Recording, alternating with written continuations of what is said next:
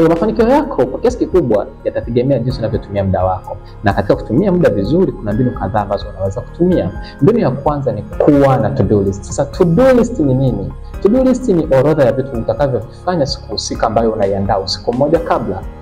Faida ya kuwa na to-do list ni kwamba unapoamka asubuhi na kufanya vitu vyako, unajua kwamba nikitoka kitu moja ninakwenda kitu cha pili, nakwenda kitu cha tatu, kitu cha nne, na sio kukaa na kwanza kupoteza muda. Fikiria unakwenda supermarket, pasipo ya orodha ya vitu vya kununua. Utazunguka sana supermarket ukiwa unajiuliza nichukue hiki au hiki, nichukue kile au hiki. Lakini ukiwa na orodha ya vitu vya kwenda kununua supermarket, kama nitanunua sabuni, nitanunua dodoki, nitanunua labda ni tambi, nitanunua unga, inakuwa ni rahisi kwako kujua kwamba nikitoka hapa nafanya hiki kisha hiki kisha hiki, baada hapo naenda counter, nafunga mahesabu, narudi nyumbani. Kwa hiyo umuhimu wa to-do list ni huo. Unafahamu vitu gani ufanye pasipo kwanza kufikiria ufanye nini. Sasa to-do list unaiandaa lini? Unaiandaa usiku mmoja kabla. Kwa mfano, to-do list ya kesho inabidi iandaliwe leo, na unaiandaa, jitahidi sana vitu vingi, lakini to-do list bora ni ile ambayo unaiwekea vipaumbele, kwamba pamoja na kwamba nimepanga kesho nitafanya vitu vitano, ila hiki na hiki ndio vitaanza.